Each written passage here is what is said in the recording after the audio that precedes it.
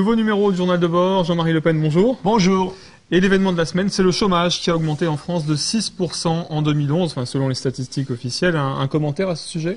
Oui, je voudrais rappeler que le calcul qui est fait n'est pas exact dans la mesure où on donne un pourcentage de 10% de chômeurs du nombre des salariés. Or, la moitié de ces salariés sont fonctionnaires. Il faudrait comparer ça aux gens qui risquent de perdre leur emploi. C'est-à-dire, on pourrait dire les chômables. Eh bien, c'est 20%. Ça n'est pas 10%, mais 20%. Autrement dit, le chômage continue d'augmenter et va continuer d'augmenter puisque les structures qui sont la cause de ce chômage ne sont pas modifiées, que c'est toujours l'Europe qui nous oblige à supprimer nos frontières, tant que cette, comment dirais-je, cette subsidiarité sera maintenue, pour ne pas être plus grossier, eh bien, la situation s'aggravera de façon continue. Alors, sur le plan économique, de nouvelles banques ont vu leurs notes dégradées cette semaine après la perte du AAA par la France, notamment la Société Générale. Est-ce que cela vous inquiète? Non, ça m'inquiète pas. Ça pourrait peut-être inquiéter les banquiers, mais comme je sais que il leur a été distribué récemment 500 milliards d'euros et qu'on se prépare à leur en reprêter 500 milliards, la Banque centrale, par conséquent, il n'y a pas de problème, n'est-ce pas? Je ne me fais pas de soucis pour l'avenir des banques. Alors pendant ce temps-là, le candidat du Parti Socialiste a présenté hier 60 engagements pour la France. Est-ce qu'ils vous ont séduit, ces engagements? Non, écoutez, c'est l'eau tiède, comme c'est M. Mélenchon qui a dit c'est un filet d'eau tiède. Ben, écoutez, c'est bien jugé par un de leurs complices et je rappelle quand même que M. Mélenchon a déclaré qu'il voterait au deuxième tour pour M. Hollande. Par conséquent, son opposition est une opposition bidon, une opposition de surface. Donc, tiède, mais est-ce que c'est crédible au moins? C'est rien du tout. Si vous voulez, ce sont des mesurettes, comme a dit Marine Le Pen. Ça n'est pas un changement d'orientation, ça n'est pas la véritable révolution structurelle qu'il faudrait faire, bien évidemment. Tous ces gens-là sont européistes, mondialistes, libre-échangistes, par conséquent, on continuera dans cette voie-là avec M. Hollande, exactement comme avec M. Sarkozy. Ils sont pratiquement interchangeables. On cite un exemple, je garantirai l'indépendance de la justice et de tous les magistrats. Oui, ça... bon. Avec un air de flûte en plus derrière. Très bien. Alors, quelle différence est-ce que vous voyez entre le projet du Parti Socialiste et la politique de Nicolas Sarkozy pendant 5 ans? Mais je ne vois pas de grande différence. Je crois qu'il y a quelques différences d'apparence, de décor, quelques apparences cosmétiques, mais pour le reste, le fond des choix reste le même. Par conséquent, il n'y a pas de changement de politique. Il y aurait une aggravation des impôts, évidemment, probablement un recrutement de fonctionnaires selon les techniques habituelles du Parti Socialiste et de l'État-providence. Mais en dehors de ça, pratiquement, les programmes sont les mêmes. Alors, François Bayrou, lui, est en hausse de son côté dans les sondages. Est-ce que c'est réel ou est-ce que c'est artificiel? Écoutez, moi, ça me rappelle le phénomène Chevènement, je crois d'ailleurs l'avoir dit, en 2002, où Chevènement qui bénéficiait, comme M. Bayrou, de la complaisance des médias, eh bien, était gonflé, jusqu'à 14%, ce que je crois le chiffre atteint par M. Bayrou, et puis, à l'élection, il a fait 6%. Alors, en parlant de M. Bayrou, on se souvient que beaucoup de parlementaires l'avaient quitté au moment des dernières présidentielles, donc centristes, pour rejoindre Nicolas Sarkozy. Là, eh bien, les parlementaires du Nouveau Centre semblent tous lâcher Hervé Morin pour Nicolas Sarkozy à nouveau. Bah oui, mais c'est pas pour Bayrou, c'est pour Sarkozy. Bon. Eh ben, écoutez, ce ne serait pas la première fois qu'ils seraient trompés. Cette fois-ci, ils doivent se tromper une fois de plus. Alors Hervé Morin qui a indiqué cette semaine avoir assisté au débarquement, vous avez entendu ça? Oui, le pauvre, il n'en peut mais, il a trouvé à cela une explication assez extraordinaire, mais très dans le goût du temps. Et il a dit qu'il avait l'ADN, comment dirais-je, débarquementaire, quoi. Ça, il y pense tellement qu'il a fini par croire qu'il avait vu, mais comme je crois M. Bayrou a vu la Vierge, eh bien, M. Morin a vu le débarquement. C'est au centre que se situent ces phénomènes d'apparition, d'ailleurs. Bon, on est bien avec ça. Étienne Pinte a lui indiqué qu'on ne pouvait pas être catholique et voter Front National.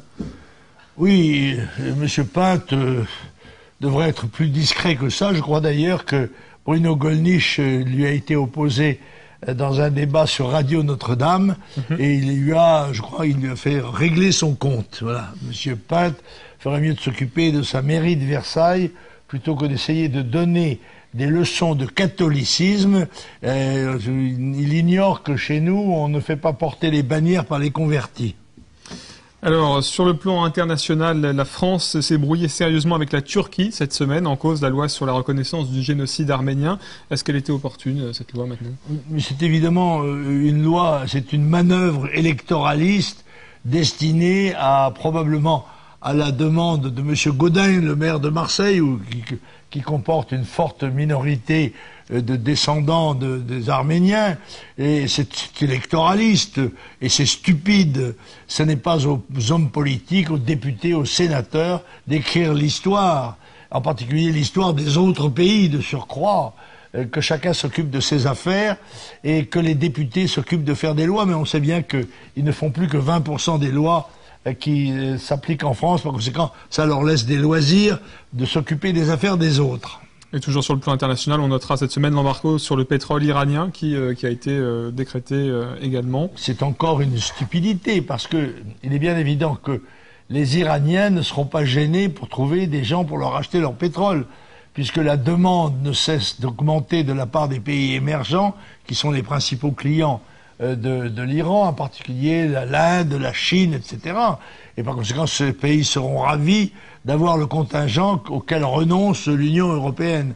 C'est stupide, et ça peut, je dois dire, aggraver les risques de confrontation dans cette région du monde, et en particulier le blocage du détroit d'Ormuz, qui se traduirait pour l'économie européenne par une véritable catastrophe, puisqu'aussi bien, si cela se produisait, le baril passerait sans doute de 100 ou 110 $, où il est actuellement, à 300 $. Alors, vous êtes en campagne également, on le rappelle chaque semaine. Vous étiez la semaine dernière en Vendée et en Loire-Atlantique. Comment ça s'est passé? Absolument, j'étais à La Roche-sur-Yon un samedi et à Haute-Goulaine le dimanche, à côté de Nantes. Et de belles réunions, toujours pleines à craquer. Et je pense d'ailleurs que je vais passer peut-être au stade des meetings plutôt que des dîners ou des déjeuners discours, parce que ceux-ci sont évidemment limités par la taille des restaurants. Si grands soient-ils, ils n'ont jamais la taille d'une grande salle de réunion. Et en particulier, je crois que il m'a été demandé de faire 2 meetings, un à Béziers, je crois, et un à Toulon. Je ferai au moins cela, et puis je continuerai ma petite tournée dans la province française. Elle continue d'ailleurs ce week-end. Vous serez dans les Bouches-du-Rhône. Et... Oui, je serai à Aix-en-Provence samedi, et je rebondis à Paris pour aller dans le 95 à Taverny. Tout à fait. Alors cette semaine, des jeunes militants parisiens ont été agressés devant la Sorbonne. Vous avez vu cette affaire?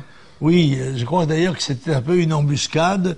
Et je crois que nos jeunes amis doivent savoir qu'ils ils rencontreront de l'adversité dans leur action. Par conséquent, il faut qu'ils préparent bien leur distribution et qu'ils ne répandent pas trop leurs intentions à l'avance. Bon, cela étant, on sait que l'extrême gauche a toujours usé des moyens, où la gauche s'est toujours servie de l'extrême gauche pour essayer de nous empêcher de faire notre publicité démocratique. Vous avez connu ça aussi, vous, dans le quartier latin? Oh mon Dieu, j'ai connu ça, je n'ai connu que ça. Bon. Et dernier mot, je crois que mardi, il y aura un rassemblement devant le Sénat pour l'histoire des 500 signatures également, c'est important. C'est ça, c'est tout à fait important. Et j'espère que ça va déclencher chez les maires un réflexe de civisme. Parce que la mission qui leur est donnée par la loi est certes un peu contraignante pour eux, elle est stupide, il n'en reste pas moins que dura lex sed lex. Or, cette loi, ils doivent en tenir compte et surtout ne pas pénaliser non pas ceux qui sont les responsables, mais ceux qui en sont les victimes. Alors j'espère que les maires, beaucoup de maires feront un effort pour que Marine et d'autres candidats d'ailleurs puissent se présenter aux élections présidentielles s'ils sont représentatifs d'un courant évident, s'ils ne sont pas farfelus comme certains. Or Marine, avec 20% des intentions de vote, est évidemment un candidat très sérieux et son absence est presque inimaginable, tellement les effets en seraient catastrophique sur le plan national et même sur le plan de la réputation internationale de la France. Cette manifestation donc devant le Sénat à 15 h, le lieu de rendez-vous est bien sûr sur le site internet.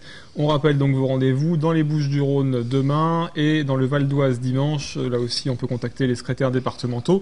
Quant à Marine Le Pen, elle sera en meeting à Perpignan dimanche à 16 h 30, salle Le Satellite. Voilà. Merci beaucoup. Et à la semaine prochaine. Et à bientôt.